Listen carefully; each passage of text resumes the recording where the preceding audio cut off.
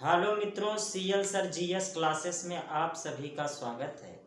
आज पुनः आप लोगों के बीच में हम आपको उपस्थित हुए हैं एक नई क्लास के साथ। आज हम मित्रों इकोनॉमिक्स पढ़ रहे थे, जिसमें अर्थव्यवस्था का परिचय के बारे में अध्ययन कर लिया था और उसके बाद समृद्धि तथा विकास एवं उसके मापन के बारे में अध्ययन किया था। आज हम लोग पढ़ने जा रहे हैं बेरोजगारी। बहुत महत्वपूर्ण टॉपिक है और यहाँ से एक प्रश्न हमेशा परीक्षा में आता है, उसके बारे में हम अध्ययन करेंगे। बेरोजगारी बेरोजगारी है क्या और बेरोजगारी कितने प्रकार की होती है, इसके बारे में आज हम चर्चा करेंगे। तो देखिए, बेरोजगारी चाहे विकसित देश हो और चाहे विकासशील देश, दोनों जगह देखने को मिलती है, लेकिन बेरोजगारी के स्वरूप में अंतर स्पष्ट रूप से दिखाई देता है। तो पहले हम एक चार्ट बना लेते हैं बेरोजगारी का। बेरोजगारी, तो बेरोजगारी में जितने भी टाइप के प्रश्न बनेंगे उसकी हम चर्चा करते हैं। एक होता है ऐच्छिक बेरोजगारी, एक होता है अनैच्छिक बेरोजगारी,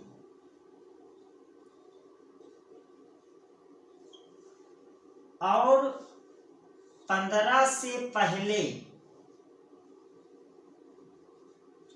65 के बाद की जनसंख्या को हम आश्रित जनसंख्या कहते हैं। विकसित देश में बेरोजगारी और विकासशील देश में बेरोजगारी। विकासशील देश, मैं आपसे बताया कि विकसित देश हो या विकासशील देश, दोनों जगह बेरोजगारी देखने को मिलती है। तो विकसित देश में दो तरह की बेरोजगारी, एक घर्षण जनित और दूसरा चक्रीय बेरोजगारी देखने को मिलती है। जबकि विकासशील देश की बात करें तो यहाँ शहरों में अलग शहरी बेरोजगारी और ग्रामीण बेरोजगारी। शहरों में भी दो तरीके के बेरोजगारी देखने को मिलती है, शिक्षित बेरोजगारी और अगला आपका जो है औद्योगिक बेरोजगारी। औद्योगिक बेरोजगारी ग्रामीण क्षेत्र में भी देखने को मिलती है। मौसमी बेरोजगारी,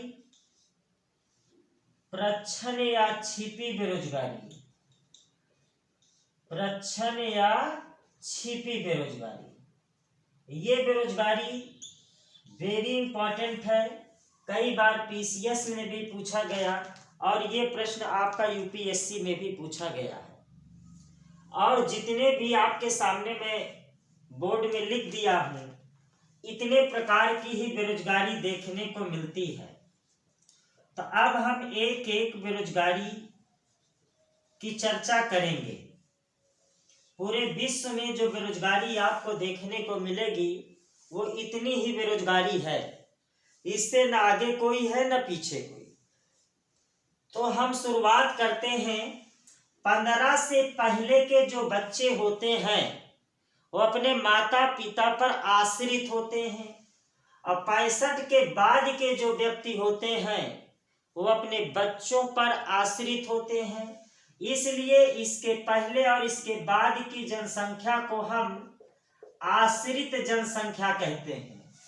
और इन दोनों के बीच में 15 से और 65 के बीच में जितनी भी जनसंख्या होगी उसे हम श्रम शक्ति या लेबर फोर्स कहते हैं।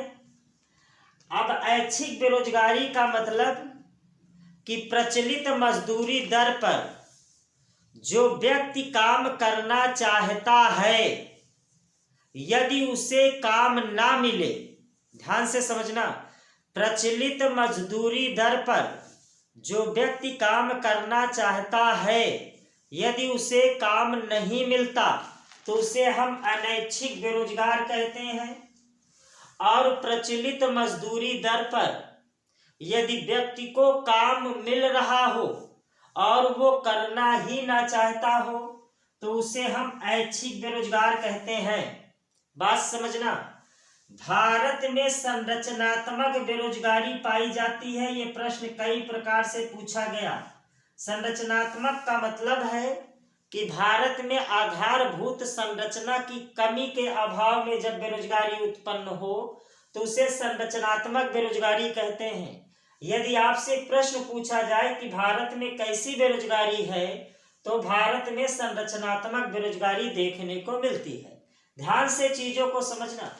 प्रचलित मजदूरी दर पर जो व्यक्ति काम करना चाहता है, यदि उसे काम नहीं मिलता तो अनैच्छिक बेरोजगार, काम मिले करना ही ना चाहे तो उसे ऐच्छिक बेरोजगार। अब देखिए, विकसित देश में अलग तरीके से बेरोजगारी देखने को मिलती है और विकासशील देश में अलग। जैसे घर्षण जनित बेरोजगारी, इसका मतलब है कि कोई व्यक्ति किसी काम में लगा है और नई तकनीक आ जाने के बाद जितने दिनों तक वह उसे सीखता है तो बेरोजगार रहता है, तो उसे हम घर्षण जनित बेरोजगारी कहते हैं।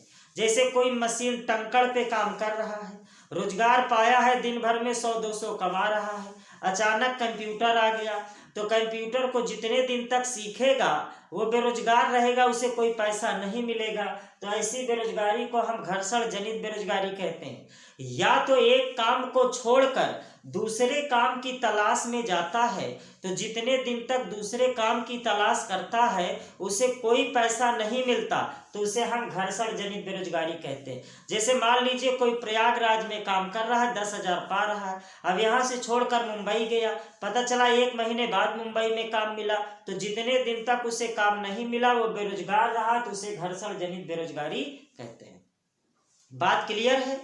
आप ध्यान से समझना। चक्रीय बेरोजगारी, किसी वस्तु की मांग बढ़ जाए तो रोजगार बढ़ जाए और काम मांग ना बढ़े तो रोजगार ना बढ़े, ये सर्कल रूप से चलती रहती है। जैसे मान लीजिए ठंडी का मौसम है, जैकेट का और स्वेटर की डिमांड ज़्यादा है, तो जो उस कंपनी में काम में लगा है उस रोजगार पाया रहेगा, और जैसे ही गर्मी आ जाएगी उसको छटनी कर देगा, वो बाहर हो जाएगा। तो ये सर्कुलर रूप से मांग और पूर्ति पर आश्रित होती है। अब आइए विकासशील देश भारत की बात करें, तो यहाँ पे देखिए शहरी क्षेत्र में शिक्षित बेरोजगारी। हर शिक्षित बेरोजगारी बड़ी दुखदाई है, ये तड़पा के जान लेती है, न जीने देती है न मरने देती है। क्योंकि व्यक्ति इसमें पैसा भी बर्बाद किया, समय भी बर्बाद किया, जवानी भी बर्बाद किया, सब कुछ बर्बाद करने के बाद भी वो क्या है? बेरोजगार है। तो शिक्षित बेरोजगारी बहुत कष्टदायी है। एक अनपढ़ इंसान पढ़ाई में पैसा नहीं इन्वेस्ट किया, अगर बेरोजगार है तो उसको ज्यादा लोग कुछ नहीं कहेंगे, लेकिन 10 साल तैयारी करने के बाद भी अगर सिलेक्शन नहीं मिलता तो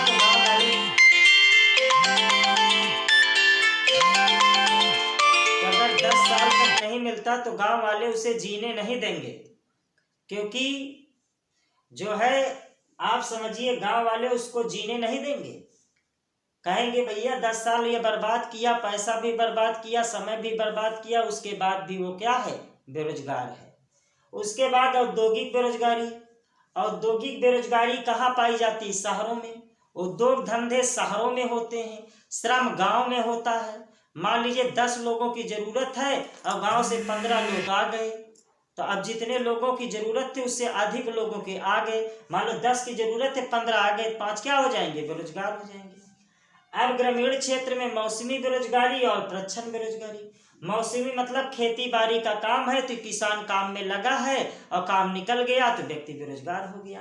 लास्ट ये आपको मैं समझा दूं, प्रच्छन्न या छिपी बेरोजगारी किसे कहते हैं। इसका आप स्क्रीनशॉट कर ले लीजिए और नोट कर लीजिए, फिर हम लोग इसके बारे में अध्ययन करते हैं।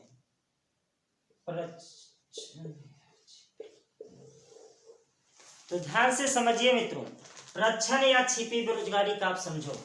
मतलब किसी काम को करने के लिए जितने लोगों की जरूरत है, किसी काम को करने के लिए, किसी काम को करने के लिए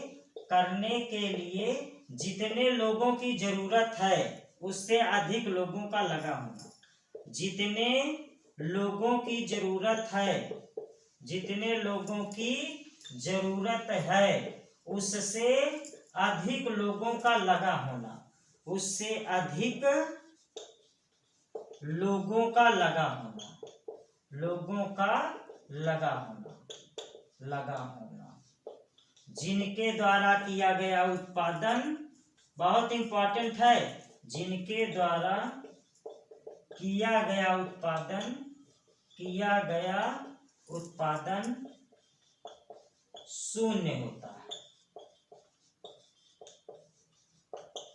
इसे नोट कर लीजिए। अब इसको मैं एक एग्जांपल से आपको समझा देता हूं कि किसी काम को करने के लिए जितने लोगों की जरूरत है उससे अधिक लोगों का लगा होना, जिनके द्वारा किया गया सीमांत उत्पादन शून्य होता है। जैसे एग्जांपल तौर पे आप इसे समझ लीजिए।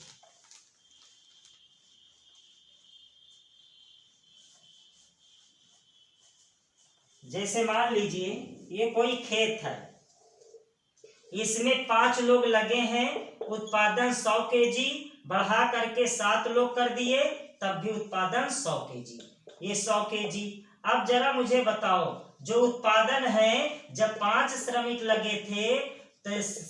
लगे थे तब भी उत्पादन 5 kg हुआ। अब यहाँ पे 7 श्रमिक हैं, फिर भी उत्पादन कितना हो रहा है? 100 kg हो रहा। तो इससे 2 लोगों को अगर खेत से बाहर कर दिया जाए तो उत्पादन पर कोई प्रभाव नहीं पड़ेगा। इसी को कहते प्रच्छन्न या छिपी बेरोजगारी। तो ये रहा आपको मित्रों बेरोजगारी का चैप्टर। क्लास कैसी लगी आप कमेंट करके, लाइक करके, शेयर करके, सब्सक्राइब करके बताएं। आज की क्लास यहीं तक मित्रों, फिर नेक्स्ट क्लास में कल मिलेंगे। धन्यवाद।